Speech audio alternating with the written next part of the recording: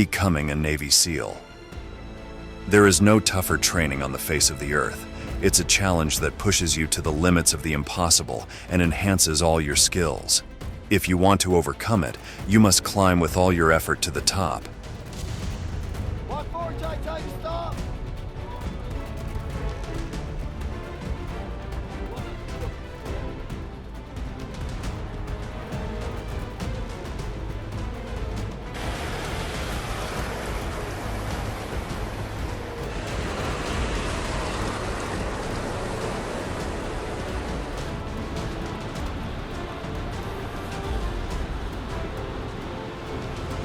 Hands off your head, arms up!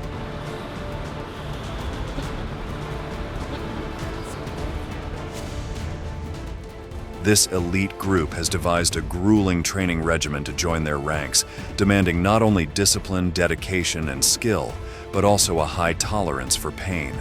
This is not a place for the weak. Of all the sailors who voluntarily sign up to undergo this odyssey, only a few make it to the so-called Hell Week, the bare-knuckle initiation rite that will determine whether they will continue on the path to becoming part of the premier Special Operations Force of the United States, or fail in their attempt. Let's get started.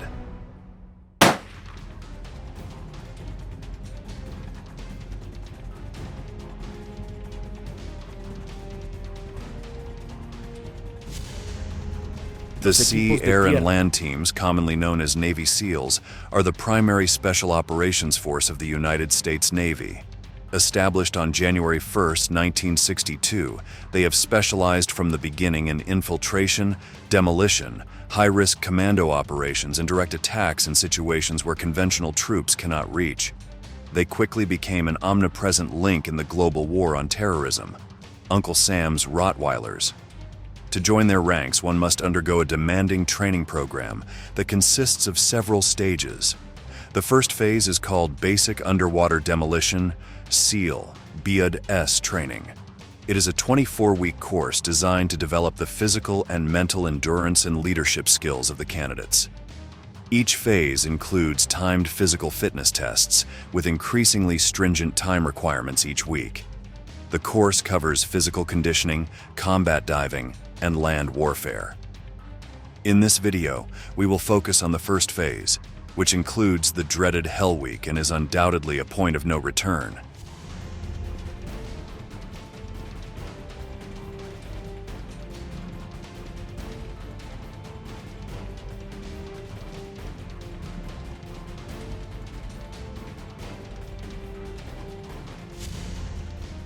During the 7 weeks of this first phase, candidates engage in daily running, swimming, and calisthenics, a training system involving physical exercises that use body weight as resistance.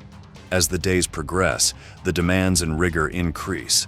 The instructors take pride in the harshness of BUTS, knowing well what they are preparing the candidates for. The first 3 weeks of what is known as basic conditioning prepare candidates for the infamous Hell Week. 5.5 days of intense, continuous training with virtually no rest. Each candidate sleeps a maximum of 4 hours throughout the week, runs over 320 kilometers, and performs push-ups for more than 20 hours a day. Due to its particularly challenging requirements, many candidates begin to question their decision to attend BUTS, and a significant number voluntarily drop out. To do so, they use the tradition of DOR, drop on request, which involves dropping the cover of their helmet next to a post with a brass ship's bell attached and ringing it 3 times. The resounding sound marks the end of that failed attempt. The sailor who walks away will never become a Navy SEAL. Now, if you find yourself deep into Hell Week and your desire is to not quit, former SEAL David Goggins shares how he managed to persevere. So what did it mentally, what did that feel like to keep getting rolled back, keep going through Hell Week? Where did you go when you were doing that in your mind? What I started figuring out going through BUDS was that the harder something is, the more it was challenging my mind. So I had to find different ways to stay in the fight. And in staying in the fight, it got me tougher and tougher and tougher. So I'm actually happy I went through 3 Hell Weeks. I never examined myself. And as a human being, you got to examine yourself, and I guess the best place to examine yourself is Navy SEAL Hell Week. 3 times. So I got to examine myself a few times. The instructors know exactly what they are preparing the candidates for. They aim to shape the new generation of Navy SEALs who will face the most feared terrorists in the world, such as the infamous Osama bin Laden. This was exemplified during the well-known operation in May 2011, codenamed Operation Neptune Spear. 4 elite SEAL units took down Osama bin Laden during a violent shootout in Abbottabad, Pakistan. The assault force was on the ground for less than 40 minutes, and the operation was overseen in real time by then CIA Director Leon Panetta. Defeating the #1 enemy of the United States was undoubtedly an incentive for hundreds of young people to want to join their ranks. One such person is Kyle Mullen, who represents the other side of what it means to endure Hell Week. Kyle always had the natural drive and talent to make success seem effortless. The 24-year-old arrived on the California coast in January for the demanding selection course at the peak of his life. But by the middle of the 3rd week of the course, after extreme physical and mental challenges, lack of sleep, and hypothermia, Kyle's eyes were lifeless, exhausted, plagued by infections, and coughing up blood from lungs so filled with fluid they sounded like he was gargling. The course had started with 210 men. By the middle of Hell Week, 189 had dropped out due to exhaustion or injury. But Seaman Mullen kept pushing through for days, spitting blood all the while. The instructors and medics overseeing the course, perhaps admiring his courage, did not stop him. When Kyle finally emerged from the cold Pacific Ocean at the end of Hell Week, he felt he had achieved glory. After so much effort, he had made it. He could never have imagined that his own body was a ticking time bomb ready to explode. And that's exactly what happened. Kyle's heart said enough and stopped beating. His long-awaited dream was shattered by the inhuman demands of the SEALs. But he wasn't the only one. On the same day, another man who survived Hell Week had to be intubated. Additionally, 2 others were hospitalized that night. After Kyle Mullen's death, the Navy announced that he was not actively training when he reported the symptoms, in a clear attempt to deflect blame from the course's own demands. The cruelty and torture that the candidates endured was an open secret.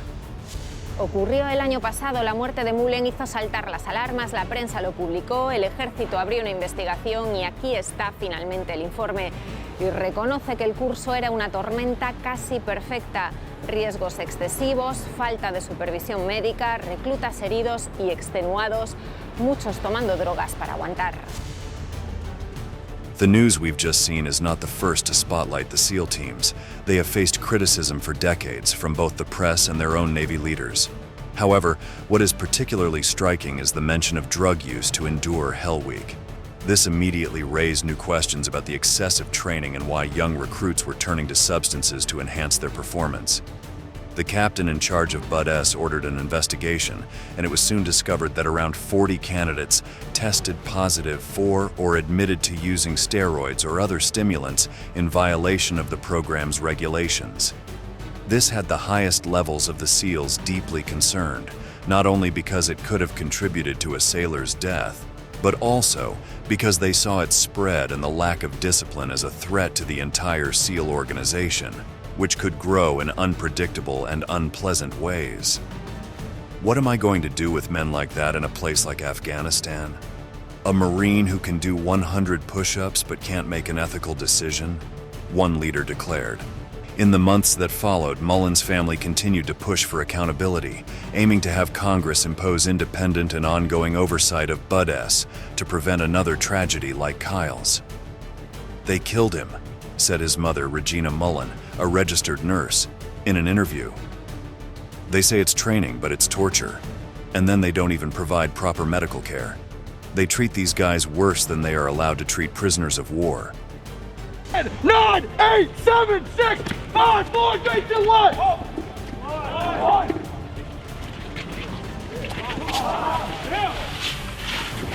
Just the deck!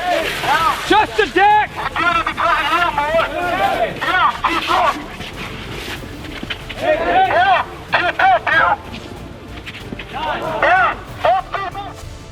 In any other context, Pushing people to the absolute and complete exhaustion of their strength would seem criminal, an outright abuse of power. Yet, this has been happening during Hell Week for so long that the practice has come to seem almost normal. Sailors push each other to the last drop of sweat, striving for the glory of becoming Navy SEALs without considering what they might leave behind in the process. And now, it's time to say goodbye. Thank you so much for staying with us until the end. If you enjoyed it, click share.